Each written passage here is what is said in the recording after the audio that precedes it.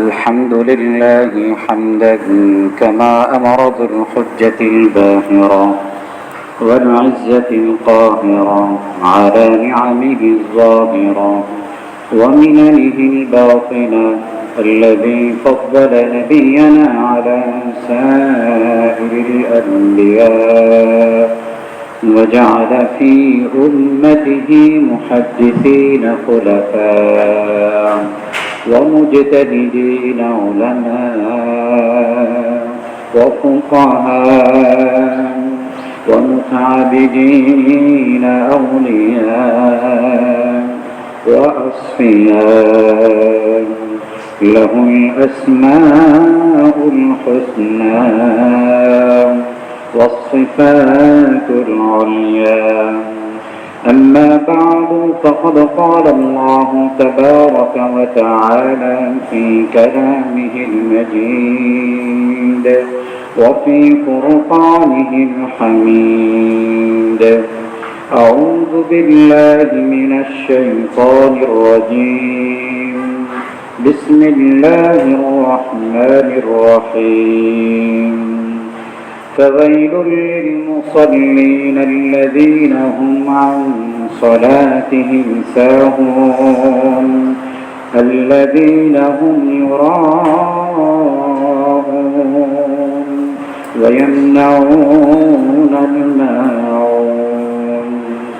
وقال رسول الله صلى الله عليه وسلم: إنه ليوضع صلاته كالثوب الخرب فيضرب بها وجهه، أو كما قال عليه الصلاة والسلام. সকলেই দুরূদ শরীফ পাঠ করি। اللهم صل على محمد وعلى آل محمد كما صليت على إبراهيم وعلى آل إبراهيم إنك حميد مجيد. اللهم بارك على محمد وعلى آل محمد كما باركت على إبراهيم وعلى آل إبراهيم إنك حميد مجيد. আলহামদুলিল্লাহ, আল্লাহ পাকের মহান দরবারে লাখ কোটি শুকরিয়া যে আল্লাহ রব্বুল ইজ্জত আমাদেরকে রবিউল সানি মাসের 24 তারিখে আল্লাহ তাআলার কাছে পৃথিবীর মধ্যে সবচেয়ে প্রিয়তম জায়গা, আল্লাহ তাআলার প্রিয়তম ঘর মসজিদে আসার বসার, জুমআর পূর্বক্ষণে সংক্ষিপ্ত সময়ে দ্বীনি আলোচনা শোনার এবং বলার তৌফিক দান করেছেন। এজন্য সকলেই অন্তরে অন্তঃস্থল থেকে শুকরিয়া আদায় করি। কালিমাতুশ শুকুর, আলহামদুলিল্লাহ। আল্লাহ তাআলার সাথে বান্দার সম্পর্ক সৃষ্টি, আল্লাহ তাআলার সাথে বান্দার সম্পর্ক বৃদ্ধি, আল্লাহ তাআলার সাথে বান্দার সম্পর্ক অটুট থাকার যতগুলো মাধ্যম রয়েছে, যতগুলো বিষয়বস্তু রয়েছে, তন্মধ্যে অন্যতম গুরুত্বপূর্ণ এবং ব্যাপক একটি মাধ্যম হচ্ছে সালাত আদায় করা। আল্লাহ তাআলার সাথে সম্পর্ক বৃদ্ধি করা, সম্পর্ক অটুট রাখার সর্বোত্তম এবং সর্বপ্রথম মাধ্যম হচ্ছে আল্লাহ তাআলার নির্দেশিত ফরজ সমূহ আদায় করা। যত ফরজ রয়েছে এগুলো আদায় করা। অন্যান্য যে সকল ফরজগুলো রয়েছে, ইসলামের স্তম্ভ বুনিয়াদ রয়েছে, সে সকল বিষয়গুলো কোনোটা বছরে একবার আসে, কোনোটা জীবনে একবার ফরজ হয়। হজ আল্লাহ তাআলার নৈকট্য অর্জনের মাধ্যম, জীবনে একবার হজ করা ফরজ। রোজা আল্লাহ তাআলার সম্পর্ক অটুট রাখার মাধ্যম, বছরে একবার ফরজ হয়ে থাকে। যাকাত বছরে একবার দিয়ে থাকি আমরা। কিন্তু সালাত এমন একটি আমল, নামাজ এমন একটি আমল যা দৈনিক 5 বার একজন বান্দা আল্লাহ তাআলার সামনে হাজিরা দিয়ে থাকে। এবং সে তার এই সম্পর্ককে রিনিউ করতে থাকে, সম্পর্ককে বৃদ্ধি করতে পারে নামাজের মাধ্যমে, সম্পর্ক অটুট রাখতে পারে নামাজের মাধ্যমে। তাহলে আল্লাহ তাআলা যতগুলো সম্পর্ক বৃদ্ধি করার, সম্পর্ক অটুট রাখার ফরজ আমলগুলো দিয়েছেন, তার মধ্যে সবচেয়ে বেশি যে আমলটি আমরা করে থাকি, বেশি যে বندگিটি আমরা প্রকাশ করে থাকি, সেটি হচ্ছে সালাত, সেটি হচ্ছে নামাজ। তাহলে আল্লাহ তাআলার সাথে যে আমলের দ্বারা, এত বড় আমলের সত্তার সাথে যে আমলের মাধ্যমে সম্পর্কের বিষয়টি জড়িত রয়েছে, তাহলে সে বিষয়টি কেমন হওয়া প্রয়োজন, সে আমলটির অবস্থা কেমন হওয়া দরকার। যে আমলের মাধ্যমে, যে বندگির মাধ্যমে আপনি আমি আল্লাহ তাআলার সাথে সম্পর্ক অটুট রাখবো, তো সে আমলটা কেমন হওয়া উচিত। সারা পৃথিবীর বাদশার বাদশা, রাজাধিরাজ, আল্লাহু আকবার মিন কুল্লি শাই, যিনি সব কিছু থেকে বড়, যার উপরে আর কোনো বড় কেউ নেই, এমন মহান সত্তা যার সাথে আপনি সম্পর্ক করতে যাচ্ছেন, সম্পর্ক অটুট রাখতে যাচ্ছেন, সম্পর্ক বৃদ্ধি করতে চাচ্ছেন, তার সামনে উপস্থিত হচ্ছেন, তার সাক্ষাতে মসজিদে আসছেন, তার সামনে দণ্ডায়মান হচ্ছেন, তাহলে এই দণ্ডায়মান হওয়াটা, এই হাজিরাটা কেমন হওয়া উচিত। দুনিয়ার একটা সাধারণ রাজা, বাদশাহ, একটা দেশের প্রেসিডেন্টের সাথে যদি সাক্ষাতের বিষয় হয়, যদি সম্পর্ক অটুট রাখার বিষয় হয়, তখন ব্যাপারটা কেমন দাঁড়ায়। একটু যদি আমরা বিষয়টা চিন্তা করি, তাহলে যিনি সকল বাদশাহের বাদশাহ, যিনি সকল বাদশাহদেরকে সৃষ্টি করেছেন, যিনি খালেক, তার সামনে দণ্ডায়মান হতে হলে আপনার আমার অবস্থা, আপনার আমার কাইফিয়ত, আপনার আমার চলন, আপনার আমার বলন কেমন হওয়া দরকার, কেমন হওয়া উচিত। তো সর্বোচ্চ পর্যায়ের সৌন্দর্য অবলম্বন করা, নামাজের ক্ষেত্রে, সালাতের ক্ষেত্রে সকল ভুল ত্রুটি থেকে মুক্ত হওয়া, নামাজের মধ্যে যেন কোনো ভুল ত্রুটি না হয়ে থাকে। আমরা রাজা বাদশাহের সামনে যাওয়ার জন্য কত রিহার্সাল করি, আগে থেকে কত প্রস্তুতি গ্রহণ করি। তাহলে আল্লাহ তাআলার সামনে আমি দাঁড়াচ্ছি, আমি কি কোনোদিন প্রস্তুতি নিয়েছি, কোনোদিন চিন্তা করেছি যে আমি সালাত আদায় করছি, সালাতের মধ্যে আমার ভুল ত্রুটি হচ্ছে কিনা, আল্লাহ তাআলার অপছন্দনীয় কোনো কিছু আমার সালাতের মধ্যে আছে কিনা। অথচ এই বিষয়টি আমাদের চিন্তা করা উচিত ছিল, যাতে আমাদের সালাতের মধ্যে কোনো ধরনের কোনো ভুল ত্রুটি, সেটা নফল পর্যায়ে, মুস্তাহাব পর্যায়ে হোক না কেন, এমনটা যেন না থেকে থাকে। তাহলে সম্পর্কের বৃদ্ধি হবে না, সম্পর্ক অটুট থাকবে না। আল্লাহ তাআলার সাথে যে সম্পর্ক, তাআল্লুক মা আল্লাহ, এটা বৃদ্ধি পাবে না। সেজন্য সালাতকে সুন্দর থেকে সুন্দরতম পর্যায়ে নিয়ে আসতে হবে, সালাতের সকল ভুল ত্রুটিগুলো থেকে নিজেদেরকে মুক্ত করতে হবে।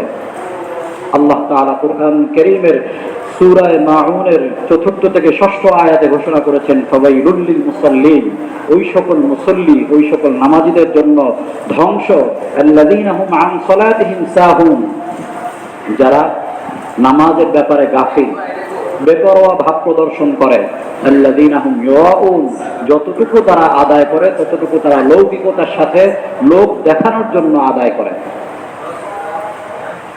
রাসূলুল্লাহ সাল্লাল্লাহু আলাইহি ওয়াসাল্লাম কি বলেছেন?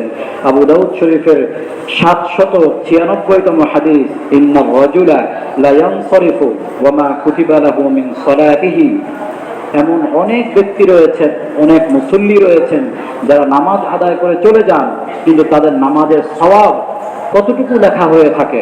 রাসূল সাল্লাল্লাহু আলাইহি ওয়াসাল্লাম বলেন, ইল্লা উশরুহা, ১০ ভাগের ১ ভাগ তার সওয়াব লেখা হয়ে থাকে। তুসউহা, ৯ ভাগের ১ ভাগ। সুমনুহা, ১/৮, সুবউহা, ১/৭, সুদুসুহা, ১/৬, খুমুসুহা, ১/৫, রুবুহা, ১/৪, সুলুসুহা, ১/৩, নিসফুহা, অর্ধাংশ। নামাজের সওয়াব, নামাজ তো আমরা প্রত্যেকেই পড়ে যাচ্ছি, এই পুরো মসজিদের ৬০০ মুসল্লি আজকের জুমার দিনে নামাজ পড়ে যাবে, কিন্তু আল্লাহ তাআলার কাছে কেউ নামাজের 10 ভাগের 1 ভাগ সওয়াব নিয়ে যাবে, কেউ 8 ভাগের 1 ভাগ সওয়াব নিয়ে যাবে, কেউ 3 ভাগের 1 ভাগ সওয়াব নিয়ে যাবে, কেউ অর্ধেক সওয়াব নিয়ে যাবে, কেউ পুরো নামাজের পুরো সওয়াব নিয়ে মসজিদ থেকে বের হয়ে যাবে। যার কাইফিয়ত, যার কোয়ালিটি যত উন্নত হবে, মানসম্মত নামাজ হবে, ত্রুটিমুক্ত নামাজ হবে, তার সওয়াব তত বেশি হবে। আর কারো কারো নামাজের অবস্থা কি দাঁড়াবে, এই হাদিসের শেষে ইবনে মাজাহ শরীফে আরেকটু বৃদ্ধি রয়েছে। সেখানে রাসূল সাল্লাল্লাহু আলাইহি ওয়াসাল্লাম কি বলেছেন, 1425তম হাদিস, ওয়া ইন্নাহু লায়ুদউ সালাতুহু কাসাউবিল খালিক। এমন অনেক ব্যক্তি থাকবে যাদের সালাতকে তাদের চেহারায় পুরনো কাপড়ের ন্যায় গুটিয়ে ফেলে দেওয়া হবে। তাদের সালাতকে পুরনো কাপড়ের ন্যায় গুটিয়ে তাদের মুখে মেরে দেওয়া হবে। ফায়ুদরাবু বিহা ওয়াজহুহু, তাদের চেহারায় মেরে দেওয়া হবে। যাও, তোমার সালাত তুমি নিয়ে যাও, তোমার সালাত আমার প্রয়োজন নেই। এজন্য সালাতকে ত্রুটি মুক্ত করা, যেহেতু আমরা সালাত আদায় করছি, 5 ওয়াক্ত মসজিদে এসে কষ্ট করে নামাজ পড়ছি, শুধুমাত্র ছোটখাটো নিজের অজান্তে অনিচ্ছাকৃত কিছু ভুল থাকার কারণে আমরা সালাতকে যথাযোগ্য মর্যাদায় উন্নীত করতে পারছি না। এজন্য সালাতের যে সকল প্রচলিত ভুলগুলো রয়েছে, অনেক ভুল উলামায়ে কেরাম আমাদের সামনে উত্থাপন করেছেন, তার মধ্যে থেকে যতটুকু সম্ভব হয় সময়ের মধ্যে আলোচনা করব। আল্লাহ পাক আমাদের সকলকে আমল করার তৌফিক দান করেন। প্রথম, তাড়াহুড়ো করে ওযু করা। ওযুর সময় তাড়াহুড়ো করার কারণে বিভিন্ন অঙ্গ শুকনো থেকে যায়, পানি সেই জায়গা পর্যন্ত পৌঁছে না। যেমন কনুইয়ের নিচে অনেকের ভিজা হয় না, শুকনো থেকে যায়। গোড়ালির এই পেছনের দিকে, পায়ের পেছনে গোড়ালির দিকে শুকনো থেকে যায়। তাড়াহুড়ো করে ওযু করতে গিয়ে এ ধরনের বিভিন্ন জায়গায় আমাদের না ভেজার কারণে শুকনো থেকে যায়, ফলশ্রুতিতে আমাদের নামাজ হয় না। রাসূলুল্লাহ সাল্লাল্লাহু আলাইহি ওয়াসাল্লাম এক ব্যক্তিকে দেখলেন, ওমর ইবনে খাত্তাব রাদিয়াল্লাহু তাআলা আনহু, ওমর ইবনে খাত্তাব রাদিয়াল্লাহু তাআলা আনহু থেকে বর্ণিত, তিনি বলেন, রাআন নবী সাল্লাল্লাহু আলাইহি ওয়াসাল্লাম রাজুলান, রাসূল সাল্লাল্লাহু আলাইহি ওয়াসাল্লাম এক ব্যক্তিকে দেখতে পেলেন, লাম ইউসিব আকিবাইহিল মা, পানি তার উভয় গোড়ালি পর্যন্ত পৌঁছেনি, অর্থাৎ তার উভয় গোড়ালি শুকনো রয়ে গিয়েছে। ফাকালা ইরজি ফাআহসিন ওযুআক, রাসূল সাল্লাল্লাহু আলাইহি ওয়াসাল্লাম তাকে ডেকে বললেন, শোনো, তুমি যাও, আবার তুমি পুনরায় ওযু করো এবং উত্তম রূপে ওযু করো। মুসলিম শরীফের 243তম হাদিস। রাসূলুল্লাহ সাল্লাল্লাহু আলাইহি ওয়াসাল্লাম এভাবে ওযু করার জন্য দ্বিতীয়বার তাকে পাঠালেন। তাহলে দ্রুত তাড়াহুড়ো করে ওযু করা যাবে না, যাতে প্রত্যেকটি অঙ্গ সুন্দরভাবে ধৌত করা হয়, এই বিষয়টি লক্ষ্য রাখতে হবে। দ্বিতীয়, প্রকৃতির ডাকে সাড়া দেওয়ার চাপ নিয়ে সালাত আদায় করা। কারো খাদ্যের খুব প্রয়োজন সৃষ্টি হয়েছে, খুবই ক্ষুধা পেয়েছে, এমন ক্ষুধা যে ক্ষুধার কারণে নামাজের মধ্যে মনোযোগ নষ্ট হয়ে যায়, অথবা এতটাই তার চাপ সৃষ্টি হয়েছে যে সে যদি ওয়াশরুমে না পৌঁছায় তাহলে তার নামাজ ঠিকভাবে আদায় করতে পারবে না। তাহলে তার উচিত হচ্ছে আগে সে তার প্রয়োজন পূরণ করে নিবে, এরপরে সালাত আদায় করবে। এটাই ইসলামের নিয়ম। অর্থাৎ এটার মেয়ার বা মাপকাঠি হচ্ছে, যদি আপনি নামাজের মধ্যে মনোযোগ ধরে রাখতে না পারেন, এতটুকু ক্ষুধা লেগে যায়, এতটুকু প্রয়োজন চলে আসে যে নামাজের মধ্যে নিজেকে কন্ট্রোল করা যাবে না, মনোযোগ ধরে রাখা যাবে না, তাহলে যেটার কারণে সেটা হচ্ছে সেটা আগে সেরে ফেলুন, এরপরে নামাজ আদায় করুন। এবং এটাই রাসূলুল্লাহ সাল্লাল্লাহু আলাইহি ওয়াসাল্লামের সুন্নাহ। মুসলিম শরীফের 56তম হাদিসে রাসূলুল্লাহ সাল্লাল্লাহু আলাইহি ওয়াসাল্লাম বলেছেন, লা সালাতা বিহাদরাতিত তাআম, খাবার উপস্থিত হওয়া অবস্থায়, ক্ষুধা প্রচন্ড লাগা অবস্থায় নামাজ আদায় করা হবে না। ওয়ালা হুয়া ইউদাফিউল আখদাসান, এবং দুই নাপাক বস্তুর চাপ সৃষ্টি হলে, দুই অপবিত্র বস্তুর চাপ সৃষ্টি হলে নামাজ আদায় করা হবে না। তাহলে কারো যদি এই ধরনের বেশি প্রয়োজন সৃষ্টি হয়ে থাকে, তাহলে সে তার প্রয়োজন আগে আদায় করবে, এরপরে সালাত আদায় করবে। তৃতীয়, নামাজের নিয়তের ক্ষেত্রে ভুল বোঝাবুঝির শিকার হয়ে থাকে আমরা। নামাজের নিয়তের ক্ষেত্রে নিয়তের যে শব্দগুলো মুখে উচ্চারণ করে থাকি, এটাকে আমরা অনেকেই নিয়ত মনে করি, প্রকৃত অর্থে এটা কোনো নিয়ত নয়। নিয়তের যে বাক্যগুলো আমরা মুখে উচ্চারণ করি, নাওয়াইতু আন উসাল্লি লিল্লাহি তাআলা রাকাতাই সালাতিল ফজরি, অথবা আমি ফজরের 2 রাকাত নামাজের নিয়ত করছি এই ইমামের পিছনে, এই যে মুখে মুখে বাংলায় বা আরবিতে বলে থাকি, এটাকে অনেকে আমরা নিয়ত মনে করি। প্রকৃত অর্থে এটা নিয়ত নয়। নিয়ত বলা হয়ে থাকে অন্তরের অবস্থাকে। যখন আপনি নামাজের জন্য ইচ্ছা করেছেন, আপনি আপনার ঘরে নামাজ আদায় করবেন, ওয়াশরুমে প্রবেশ করেছেন, ওযু করছেন, আপনার নামাজের নিয়ত হয়ে গিয়েছে। ঘর থেকে বের হয়েছেন মসজিদের জন্য, নামাজের ইরাদা ইচ্ছা নিয়েই ঘর থেকে বের হওয়া হয়েছে। এরপরে নামাজ শুরু করার আগে কোন ওয়াক্তের কোন নামাজ পড়ছি এটা অন্তরে উপস্থিত আছে কিনা, যদি এটা মনের মধ্যে থাকে তাহলে সেটাই নিয়ত। মনের মধ্যে থাকাকেই নিয়ত বলা হয়ে থাকে, মুখে উচ্চারণ করাকে নিয়ত বলা হয় না। এবং মুখে যে সকল বাক্য বলে আমরা উচ্চারণ করে থাকি, কোনো হাদিসের মধ্যে এই ধরনের বাক্য আমরা খুঁজে পাই না। তবে কারো যদি মনের মধ্যে খটকা থেকে থাকে বা কারো ওয়াসওয়াসার রোগ থেকে থাকে, তাহলে সে খটকা দূর করার জন্য ব্যক্তিগতভাবে উনি এই সকল বাক্য উচ্চারণ করতে পারেন। তবে একটি বিষয় লক্ষণীয়, কখনোই তাকবীরে উলা যেন ছুটে না যায়। অনেকেরই এই ধরনের হয়ে থাকে, আমাদের নামাজের নিয়তের বাক্য পড়ছি তো ইমাম সাহেব নিয়ত করে ফেলেছেন, কিন্তু আমার ওই বাক্য শেষ হচ্ছে না, তো এখন কি আমি নিয়তের বাক্য করব নাকি ইমাম সাহেবের সাথে নিয়ত বাঁধবো, কোনটা করব? আমার বাক্য ছেড়ে দিয়ে ইমাম সাহেবের সাথে নিয়ত বাঁধা, এটাই হচ্ছে নিয়ম। দ্বিতীয় বিষয় হচ্ছে, এই যে আমরা এই বাক্যাবলী বলে থাকি যেটা প্রয়োজন নেই, এটার সময় আমাদের অন্তরের মধ্যে নামাজের নিয়ত থাকে না, অভ্যাসগতভাবে পড়তে থাকি, কিন্তু মনের মধ্যে আমি যে নামাজের কোন নামাজ পড়ছি, কোন ওয়াক্তের কোন সালাত, সুন্নতে মুআক্কাদা না বিতির না ফরজ, এই কথাটা অন্তরের মধ্যে থাকে না, কিন্তু মুখ দিয়ে অভ্যাসগতভাবে নিয়ত করতেছি। এটা করলেও নামাজের হওয়া না হওয়ার দুটি বিষয় রয়েছে। এই ক্ষেত্রে 3টি পর্যায়ে ফুকাহায়ে কেরাম আমাদের সামনে উল্লেখ করেছেন। নিয়তের ক্ষেত্রে 3টি বিষয় অত্যন্ত গুরুত্বপূর্ণ বিষয়, কারণ নামাজের নিয়ত করা ফরজ। নিয়তের সর্বনিম্ন পর্যায় হচ্ছে অন্তরের মণিকোঠায় নামাজের কথা আছে কিনা। অর্থাৎ কেউ নামাজের যখন নিয়ত বাঁধছে তখন সে গভীরভাবে অন্য কোনো চিন্তায় নিমগ্ন রয়েছে, কিন্তু অভ্যাসগতভাবে নিয়ত করে সে তাকবীর দেওয়ার মাধ্যমে, তাকবীরে তাহরিমের মাধ্যমে হাত বেঁধে ফেলেছে।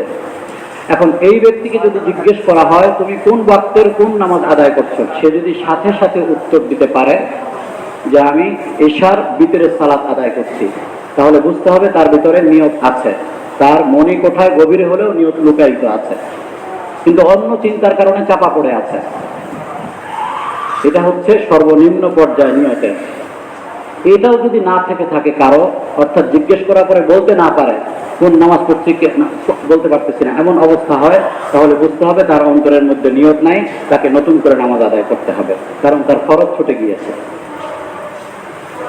দ্বিতীয় হচ্ছে সাধারণ অবস্থা, নিয়তের সাধারণ অবস্থা, যেটা আমরা সাধারণত নামাজ আদায় করে থাকি, মনের মধ্যে নামাজের খেয়াল থাকা, এটা। আর নিয়তের সর্বোত্তম এবং সর্বোচ্চ পর্যায় হচ্ছে এমন অবস্থা সৃষ্টি হওয়া নামাজের আগে যে সকল খেয়াল, সকল চিন্তা থেকে নিজেকে মুক্ত করে নেওয়া, যে আল্লাহ তাআলা মহান সত্তা, যার জাত সিফাত অকল্পনীয়, যার আজমত কুদরত কিবরিয়া, যার মহত্ব কল্পনা করার বাইরে, এমন এক বড় সত্তার সামনে, এমন এক মহান সত্তার সামনে আমি দাঁড়াচ্ছি। পৃথিবীর সমস্ত চিন্তা থেকে মুক্ত হয়ে একমাত্র আল্লাহ তাআলার জন্য নিজেকে প্রস্তুত করা, এই অবস্থা অন্তরের মধ্যে যদি সৃষ্টি হয়, তাহলে সেটা হচ্ছে নিয়তের সর্বোত্তম পর্যায়ে। তো এজন্য নামাজের সময়ে নিয়তের বিষয়টি মুখে উচ্চারণ করা এটা গুরুত্বপূর্ণ কোনো বিষয় নয়, কোনো হাদিসেও পাওয়া যায় না। যদি কারো অন্তরে খটকা থেকে থাকে বা ওয়াসওয়াসা কেউ কারো থেকে থাকে, তাহলে সেটা দূর করার জন্য সে ব্যক্তিগতভাবে বলতে পারে। চতুর্থ বিষয় হচ্ছে দাঁড়ানো অবস্থায় উভয় পা এবং উভয় পায়ের অঙ্গুলি কিবলামুখী না করা। আমরা অনেকেই সালাত আদায় করি, সালাতের মধ্যে আমাদের উভয় পা সোজা থাকে না, এরকম বাঁকা থেকে থাকে বা এমনটা থেকে থাকে। তো সালাতের সময় উভয় পা সামনে পেছনে সমান থাকা, পেছনে যতটুকু 4 আঙ্গুল অথবা শরীরের স্বাস্থ্য অনুযায়ী এর মধ্যে আরো বৃদ্ধি পেতে পারে, কিন্তু সেটা কতটুকু, সামনে পেছনে, পেছনের দিকে এবং সামনের দিকে সমান হওয়া, কিন্তু পেছনের দিকে কম সামনের দিকে বেশি, অর্থাৎ কেবলামুখী না হওয়া, ডানে বামে হওয়া, এটা সালাতের সুন্নত পরিপন্থী, কিয়ামের সুন্নত পরিপন্থী। উভয় পা এবং অঙ্গুলিগুলো কেবলামুখী রাখা হচ্ছে নামাজের অন্যতম সুন্নাহ। রাসূলুল্লাহ সাল্লাল্লাহু আলাইহি ওয়াসাল্লাম আমাদেরকে বলে দিয়েছেন। রাসূল সাল্লাল্লাহু আলাইহি ওয়াসাল্লামের সালাত সাহাবায়ে কেরাম উল্লেখ করেছেন, কানা নবী সাল্লাল্লাহু আলাইহি ওয়াসাল্লাম ইযা কামা ফিস সালাতি নাসাবা কদামাইহি ওয়া ওয়াজ্জাহাহুমা ইলাল কিবলাতি। যে রাসূল সাল্লাল্লাহু আলাইহি ওয়াসাল্লাম যখন সালাতে থাকতেন, কিয়াম করতেন, তখন তার উভয় পা স্থির থাকত এবং তার উভয় পাকে তিনি কেবলামুখী করতেন, উভয় পাকে কেবলামুখী করতেন। তাহলে আমাদের পা যেন কেবলামুখী বরাবর থাকে, এইভাবে বাঁকা বা ডানে বামে না থাকে। পঞ্চম বিষয় হচ্ছে দাঁড়ানো অবস্থায় এদিক ওদিক তাকানো, সালাতের কিয়াম অবস্থায় সিজদার দিকে দৃষ্টি রাখা। কিন্তু আমরা সিজদার দিকে দৃষ্টি না রেখে আমরা অনেক সময় সামনের দিকে, ফ্যানের দিকে, ঘড়ির দিকে বা মসজিদের দেয়ালের মধ্যে কি লেখনী রয়েছে ওইগুলোর দিকে, বিভিন্ন ডানে বামে বা অন্য মুসল্লিদের নামাজের প্রতিক্রিয়া লক্ষ্য করা, এই জাতীয় এদিক সেদিক তাকানো, এটা করে থাকি। এটা সুন্নাহের খেলাফ। রাসূলুল্লাহ সাল্লাল্লাহু আলাইহি ওয়াসাল্লাম নিষেধ করেছেন। বুখারী শরীফের 750তম হাদিসে রাসূলুল্লাহ সাল্লাল্লাহু আলাইহি ওয়াসাল্লাম নিষেধ করেছেন, মা বালু আকওয়ামিন ইয়ারফাউনা আবসারুহুম ইলা সামাই ফি সালাতিহিম। রাসূল সাল্লাল্লাহু আলাইহি ওয়াসাল্লাম বললেন, কিছু সম্প্রদায়, কিছু কওমের কি হলো যে তারা নামাজের মধ্যে আকাশের দিকে দৃষ্টিপাত করে, তারা নামাজের মধ্যে এদিক সেদিক তাকায়, তাদের কি হলো? কিছু ব্যক্তি যারা নতুন মুসলমান ছিলেন, তারা নামাজের সময় নিয়ম না জানার কারণে আকাশের দিকে তাকাতেন, এমনটা রাসূল সাল্লাল্লাহু আলাইহি ওয়াসাল্লামের দৃষ্টিতে পরিলক্ষিত হয়েছিল। এরপরে তিনি কিছু কঠোর বাক্য উচ্চারণ করেছেন। ফাশতাদ্দা কাওলাহু ফি যালিকা, তিনি তার বক্তব্যকে কঠোরভাবে উচ্চারণ করলেন। হাত্তা ক্বালা লা ইয়ানতাহুন্না আন যালিকা আও লা তুখতাফান্না আবসারুহুম। রাসূল সাল্লাল্লাহু আলাইহি ওয়াসাল্লাম বললেন, হয়তোবা তারা নিজেদেরকে এই কাজ থেকে বিরত রাখবে, এদিক সেদিক তাকানো থেকে বিরত রাখবে, অন্যথায় তাদের দৃষ্টিশক্তিকে কেড়ে নেওয়া হবে, তাদের দৃষ্টিশক্তিকে কেড়ে নেওয়া হবে। তো এই জন্য নামাজের মধ্যে এদিক সেদিক দৃষ্টিপাত না করা, সিজদার দিকে দৃষ্টি অবনত রাখা। ষষ্ঠ বিষয় হচ্ছে তাকবীর, তিলাওয়াত ও অন্যান্য দোয়ার সময় ঠোঁট না নাড়ানো। এটা আরেকটা ভুল। নামাজের মধ্যে নামাজ আদায় করছি কিন্তু মনে মনে ঠোঁট নড়ছে না, ঠোঁট একেবারে অফ, কিন্তু মনে মনে অভ্যাসগতভাবে উনি বিভিন্ন চিন্তা করতেছে, আর উনি নামাজের যে তেলাওয়াতগুলো করে থাকেন রুকুতে সিজদায়, এটা ওনার মনে মনে আসতেছে কিন্তু ওনার ঠোঁট নড়ছে না। নামাজের কেরাত হচ্ছে, পাঠ করার অর্থ হচ্ছে ঠোঁট নাড়ানো। যদি কারো ঠোঁট না নড়ে থাকে তাহলে সেটা পাঠ করা বোঝায় না, সেটা পাঠ করা বলা হয় না ব্যাকরণে। আরবিতে হোক, যে কোনো ভাষায় হোক, পাঠ করতে হলে কমপক্ষে ঠোঁটটুকু নাড়াতে হবে।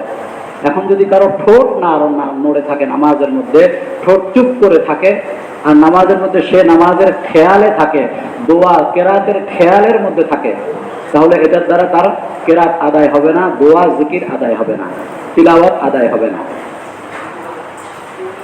এই জন্য রাসূলুল্লাহ সাল্লাল্লাহু আলাইহি ওয়াসাল্লাম কি বলেছেন? আব্দুল্লাহ ইবনে আব্বাস রাদিয়াল্লাহু তাআলা আনহু এই নামাজের কেরাত, তিলাওয়াত, তাকবীর, এই বিষয়গুলো বিস্তারিত আলোচনা করেছেন। তো সেটার আলোকে ফুকাহায়ে কেরামের বক্তব্য তারা উল্লেখ করেছেন, ক্বালা লা ইয়াকুনু রাজুলু কারিআন হাত্তা ইউহাররিকা বিহি শাফাতাইহি। কোন ব্যক্তি কারি হতে পারবে না, কোন ব্যক্তি পাঠক সেই পর্যন্ত হতে পারবে না যতক্ষণ না সে তার উভয় ঠোঁটকে না নাড়ায়।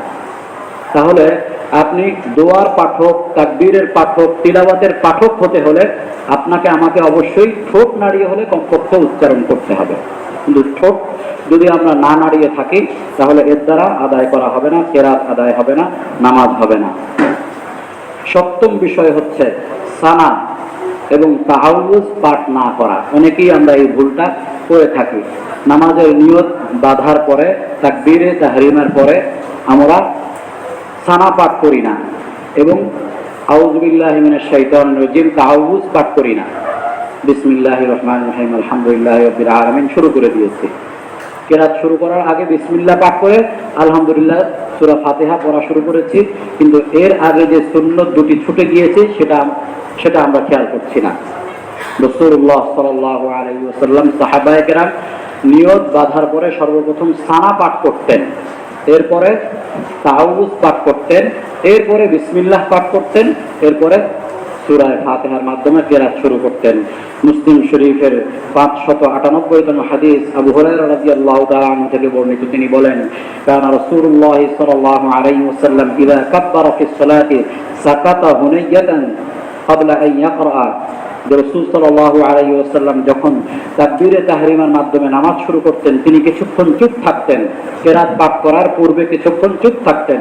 ফাকুলতু ইয়া রাসূলুল্লাহ, আমি বললাম হে আল্লাহর রাসূল, বিআবি আনতা ওয়া উম্মি আরাআইতা সুকুতাকা বাইনা তাকবীরি ওয়াল কিরাআতি, আমি বললাম হে আল্লাহর রাসূল, আমার মাতা পিতা আপনার উপর কুরবান হোক, আমি দেখলাম নামাজের মধ্যে আপনি কেরাত এবং তাকবীরের মাঝখানে কিছুটা চুপ করে থাকেন, কেন এটা করে থাকেন? মা তাকুলু, আপনি কি বলে থাকেন?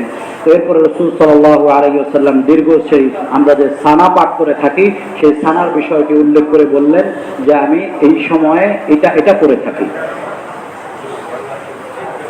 আবু সাঈদ খুদরি রাদিয়াল্লাহু তাআলা আনহু থেকে বর্ণিত রয়েছে ইবনে মাজাহ শরীফের 807ম হাদিস, قال كان رسول الله صلى الله عليه وسلم اذا قام الى الصلاه استعاذ بالله। রাসূলুল্লাহ সাল্লাল্লাহু আলাইহি ওয়াসাল্লাম যখন নামাজে দাঁড়াতেন তখন তিনি তাআউযুজ পাঠ করতেন। কি বলতেন? ফাকালা আউযু বিল্লাহি মিনাশ শাইতানির রাজিম, তিনি আউযু বিল্লাহি মিনাশ শাইতানির রাজিম পাঠ করতেন। তো সানা পাঠ করতেন, এরপরে আউযু বিল্লাহি মিনাশ শাইতানির রাজিম পাঠ করতেন, এরপরে বিসমিল্লাহ, এরপরে সূরা ফাতিহা শুরু করতেন। অষ্টম বিষয় হচ্ছে রুকু অবস্থায় এবং সিজদা অবস্থায় পিঠ সোজা না রাখা। নামাজের মধ্যে আমাদের রুকু সিজদায় পিঠ সোজা থাকে না, উটের খুঁজের ন্যায় আমাদের পিঠ অনেকেরই বাঁকা থেকে থাকে।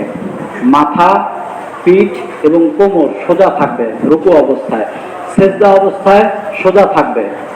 যদি কেউ সেজদা অবস্থায় এভাবে উভয় কোণকে মাটির সাথে মিশিয়ে নেয়, উভয় কোণকে মাটির সাথে মিশিয়ে নেয়, তাহলে তার পিঠ সোজা থাকবে না। পিঠ সোজা থাকবে যদি তার হাঁটু থেকে নিয়ে এক হাত বরাবর সামনে গিয়ে সে সিজদা করে এবং উভয় কোণকে আলাদা রাখে, মাটির সাথে না মিশায়, তাহলে অটোমেটিক তার পিঠ সোজা থাকবে এবং এটাই হচ্ছে সুন্নাহ। রাসূলুল্লাহ সাল্লাল্লাহু আলাইহি ওয়াসাল্লাম এভাবেই সিজদা করেছেন এবং সাহাবায়ে কেরামকে শিক্ষা দিয়েছেন। বুখারী শরীফে, মুসলিম শরীফের হাদিস এসেছে, আতিমুর রুকুআ ওয়াস সুজুদা, তোমরা রুকু এবং সিজদাকে পরিপূর্ণরূপে সুন্দরভাবে আদায় করো। তো এর পরিপূর্ণতা হচ্ছে যেভাবে রাসূল সাল্লাল্লাহু আলাইহি ওয়াসাল্লাম সাহাবায়ে কেরাম রুকু এবং সিজদায় পিঠকে সোজা রেখেছেন, এভাবে সোজা রেখে আদায় করা।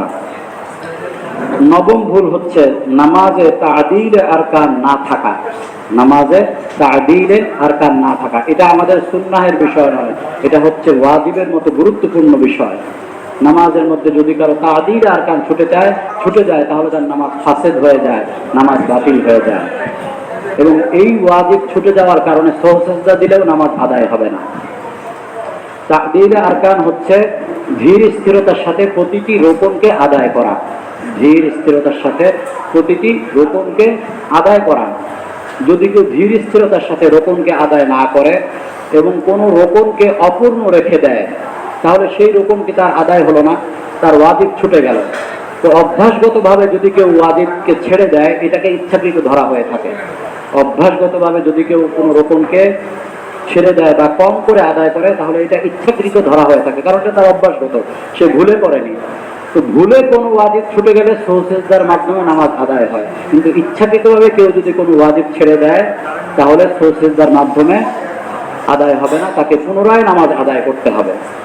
তো যেহেতু তা'দীলে আরকান কোনো রোকনকে ইচ্ছাকৃতভাবে অভ্যাসগতভাবে সে এইভাবে যদি আদায় করে থাকে তাহলে তার নামাজ বাতিল হয়ে যাবে, সৌসেজদার মাধ্যমেও তার নামাজ আদায় হবে না।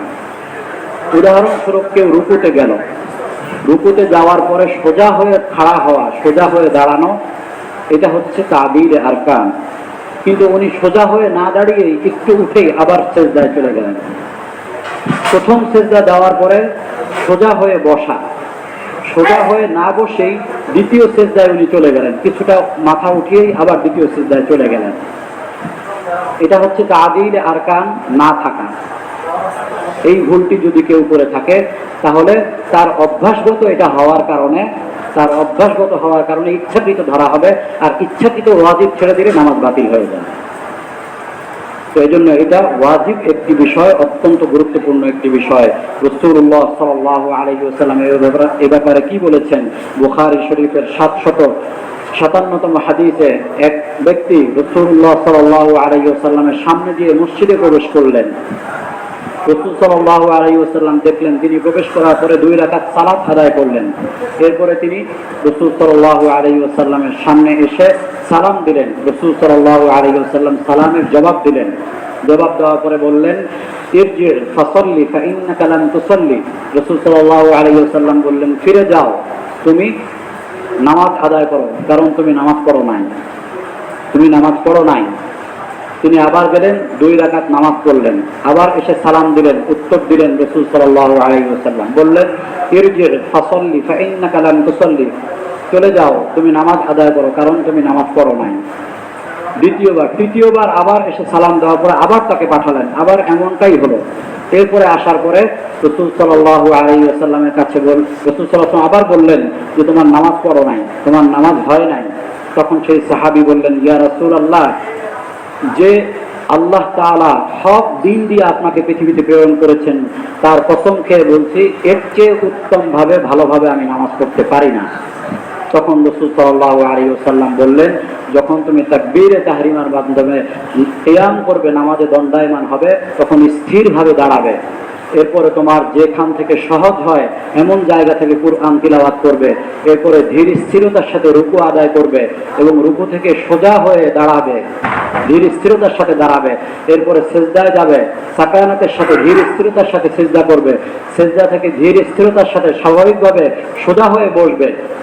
এরপরে দ্বিতীয় সেজদা যাবে, এরপরে সেজদা থেকে উঠে শেষ বৈঠক করবে, সুন্দরভাবে যে সকল দোয়াগুলো রয়েছে এগুলো পাঠ করবে।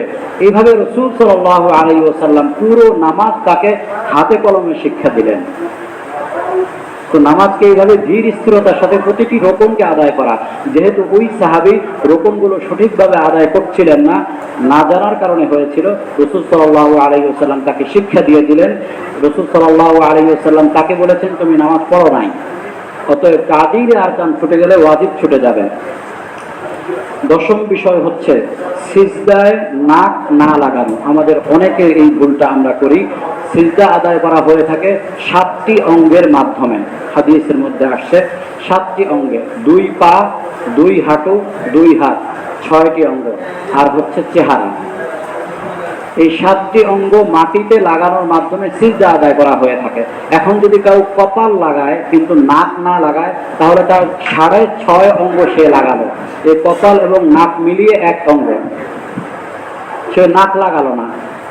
এটা যদি করে থাকে, মাথা লাগায় কপাল না লাগায়, তাহলে তার পরিপূর্ণ সিজদা আদায় হবে না। রাসূল সাল্লাল্লাহু আলাইহি ওয়াসাল্লাম এই ব্যাপারে আমাদেরকে বলে গিয়েছেন, আমার নবী সাল্লাল্লাহু আলাইহি ওয়াসাল্লাম ইয়াসজুদা আলা 7 আ'জুমিন আলা আল-জাবহাতি। রাসূল সাল্লাল্লাহু আলাইহি ওয়াসাল্লাম আমাদেরকে 7 অঙ্গের মাধ্যমে সিজদা করতে নির্দেশ প্রদান করেছেন। সর্বপ্রথম হচ্ছে আলা আল-জাবহা, কপালের মাধ্যমে সিজদা করতে বলেছেন। ওয়া আশারা বিয়াদিহি আলা আনফিহি, রাসূল সাল্লাল্লাহু আলাইহি ওয়াসাল্লাম নিজের হাত দ্বারা নাকের প্রতি ইশারা করেছেন। কপাল দ্বারা সিজদা করবে এবং নাকের প্রতি ইশারা করে দেখিয়েছেন নাক মাটিতে লাগাতে হবে। তাহলে সিজদার মধ্যে যদি কারো কপাল মাটিতে লাগায়, মাথা লাগায় কিন্তু নাক না লাগায়, তাহলে তার পুরোপুরি 1 অঙ্গের সিজদা আদায় করা হলো না। 11তম বিষয় হচ্ছে সালাতরত অবস্থায় হাই প্রতিরোধ না করা। আমাদের হাই আসে, অলসতার কারণে হোক, যে কোনো কারণে হোক হাই আসে। সালাতের বাহিরেও এটাকে রোধ করা উত্তম, সুন্নাহ, সালাতের বাহিরেও। আর সালাতের মধ্যে তো অবশ্যই করা উচিত, কারণ এমন একটা গুরুত্বপূর্ণ আমল করছি, এ সময় যদি হাই আসে, হাই তুলি, তাহলে বিষয়টা কেমন? রাসূল সাল্লাল্লাহু আলাইহি ওয়াসাল্লাম আমাদেরকে এটা প্রতিরোধ করার কথা বলেছেন। ইযা তাসাআবা আহাদুকুম ফিস সালাতি ফালইয়াকরিম মাসতাতাআ, তোমাদের কারো যদি সালাতের মধ্যে হাই আসে তাহলে সে যেন এটাকে প্রতিরোধ করে, সে যেন এটাকে বাধার সৃষ্টি করে। হাত দ্বারা এভাবে করা যেতে পারে বা এভাবে করা যেতে পারে, তালু দিয়ে অথবা পিঠ দিয়ে করা যেতে পারে। যতটুকু সম্ভব এটাকে আবদ্ধ করার চেষ্টা করা। ফাইন্নাশ শাইতানা ইয়াদখুলু, মুসলিম শরীফের হাদিস। রাসূল সাল্লাল্লাহু আলাইহি ওয়াসাল্লাম বলেন, কেননা শয়তান এই সময়ে প্রবেশ করে। অন্য হাদিসে আসছে শয়তান তখন হাসে যদি সে হাইকে প্রতিরোধ না করে, সে যদি দোয়া পাঠ না করে নামাজের বাহিরে। আর নামাজের মধ্যে হলে